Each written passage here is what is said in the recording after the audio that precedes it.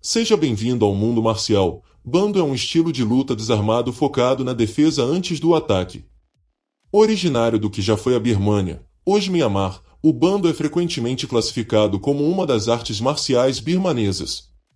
É mais conhecido por suas técnicas de ataque baseadas em animais, que se acredita terem sido influenciadas pelas artes marciais chinesas e indianas. Geralmente, o termo Bando significa o caminho do guerreiro disciplinado, um sistema de autodefesa e arte da luta ou combate de mãos vazias. Neste vídeo irei explorar a história da arte marcial Bando. Mas antes de continuarmos, não se esqueça de inscrever-se no canal e deixar o like e conferir a playlist com temas semelhantes com vídeos como este. História do Bando. A visão sustenta que o sistema Bando promulgado hoje evoluiu inicialmente como o sistema de luta indígena dos Pius do norte da Birmânia. O desenvolvimento inicial e avançado da civilização birmanesa também é bem conhecido. A famosa cidade pagode de Pagan já foi mencionada em 108 d.C., mas há um ceticismo considerável quanto a esta data. De qualquer forma, o esplendor do reino permanece incontestado. Os monges guerreiros Aegi, primeiro império birmanês de 1057 a 1287 d.C., acrescentaram aspectos filosóficos e religiosos aos sistemas combativos Piu em evolução. Estes monges também contribuíram com sofisticação em certos aspectos físicos do sistema enquanto mantinham a sua orientação combativa. Acredita-se que os monges Piu eram altamente qualificados em combate, tiro com arco e luta com espadas e bastões. Alguns historiadores especulam que estas artes monásticas podem ter sido influenciadas pelos sistemas chineses. Uma mudança recente século XX nesses sistemas veio com a infusão dos códigos guerreiros dos Gurkhas no Bando, juntamente com a ênfase no uso da famosa espada curta do Gurkha, a Kukri. Os monges Piu ensinaram vários sistemas em Gaza Kunikion, 7 escolas de artes, ou Kokyon, 9 escolas de artes. Príncipes reais, nobres e militares receberam treinamento formal em artes marciais nessas escolas. Até a era do rei Tibal, o último rei birmanês, de 1878 a 1885 d.C., os guerreiros altamente qualificados nas artes marciais eram designados como os boxeadores reais. Seus nomes foram registrados nos pergaminhos do Tesouro Real. Daí o termo esporte dos reis para o boxe birmanês ou Letuei. Um segundo império birmanês foi estabelecido durante a vida do rei guerreiro Bainão, 1551 d.C. Porém, após sua morte, o reino se desintegrou. Isto foi somente em 1758 que um terceiro rei guerreiro, Alaupaya, conseguiu e totalmente reunificou a nação. Ele foi morto no cerco à capital siamesa atual Tailândia. Ele já havia expulsado os franceses e queimado o comércio britânico. O filho de Alaupaya continuou a guerra e, num ato selvagem de vingança, conquistou e devastou a capital siamesa em 1767 d.C. Os templos, relíquias e artefatos culturais insubstituíveis da capital foram dizimados quando os furiosos birmaneses saquearam a capital. Depois de repelir as forças da China, os birmaneses pressionaram o Ocidente. O resultado foram as guerras 1824, 1826, 1852 e 1878. Perdendo essas guerras, a Birmânia tornou-se uma colônia asiática subjugada da Grã-Bretanha, anexada à Índia. Feito isso, os britânicos começaram a suprimir impiedosamente o povo e a cultura da Birmânia. Sistemas combativos birmaneses, tanto de mãos vazias como orientados para armas.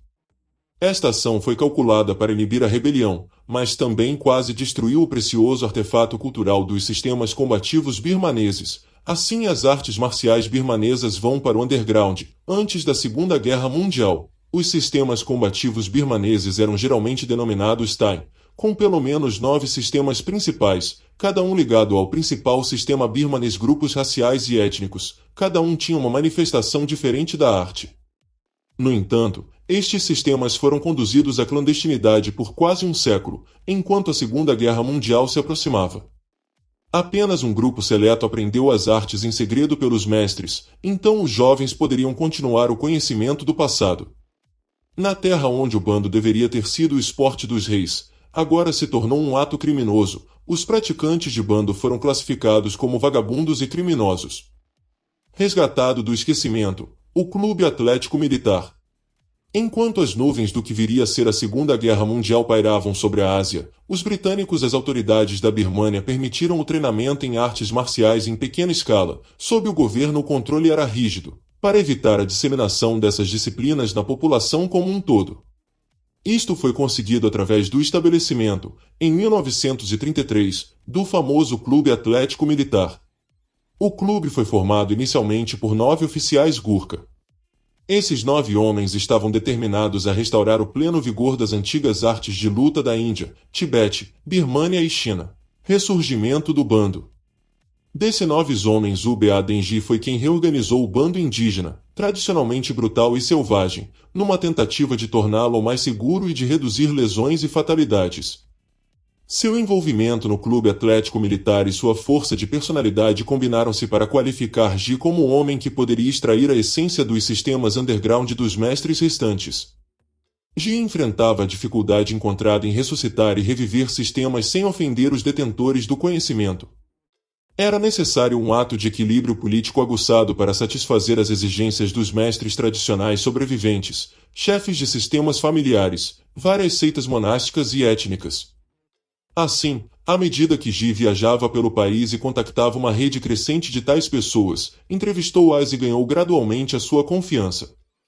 Reconhecendo isso, Ji deu a esses mestres sobreviventes a deferência que mereciam e pediu que compartilhassem com ele, para a posteridade, seu conhecimento. A reação às perguntas perspicazes e genuínas de Ji foi excelente. Cerca de 200 mestres encontraram-se com ele, ensinaram-lhe e demonstraram os seus métodos, revelando a história e o contexto da sua herança. Ji começou a perceber que, uma vez que estes princípios fundamentais pudessem ser discernidos, articulados e removidos de contextos míticos desnecessários, uma hierarquia de princípios, estratégias, táticas e técnicas poderia ser construída. Isto proporcionaria, raciocinou ele, uma abordagem coerente, abrangente e consistente às disciplinas marciais em praticamente todas as linhas estilísticas. Ele organizou, examinou e classificou sua tremenda riqueza de conhecimentos adquiridos de centenas de mestres ao longo de muitos anos.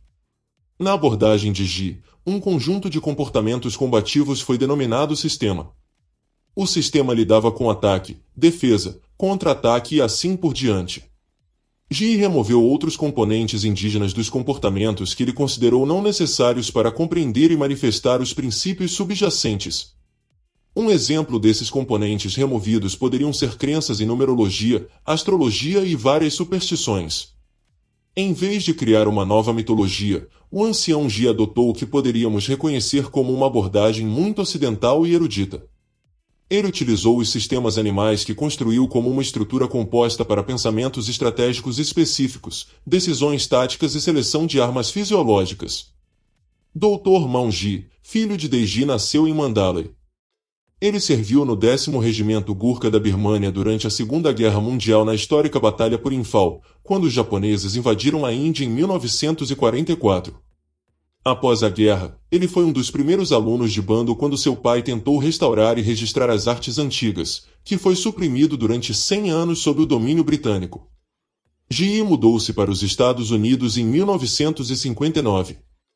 Obteve o título de Direito e de doutor em Filosofia. Ji trabalhou como linguista e tradutor em Washington, D.C. durante o início dos anos 1960 e treinou de forma independente. Ele apresentou uma versão modificada do sistema bando a alguns estudantes selecionados em 1960 e treinou o pessoal do Serviço Secreto, representantes do FBI e oficiais de segurança. Mais tarde, organizou o primeiro clube bando da América, na American University, em 1963. Muitos estudantes de artes marciais foram atraídos pelo Dr. Ji devido à eficácia de seu estilo único. Eles ficaram impressionados com a velocidade e eficiência de suas técnicas. Ele treinou esses primeiros alunos de maneira rude. Muitos estudantes vieram, mas apenas os mais dedicados e ardentes permaneceram porque o treinamento era difícil.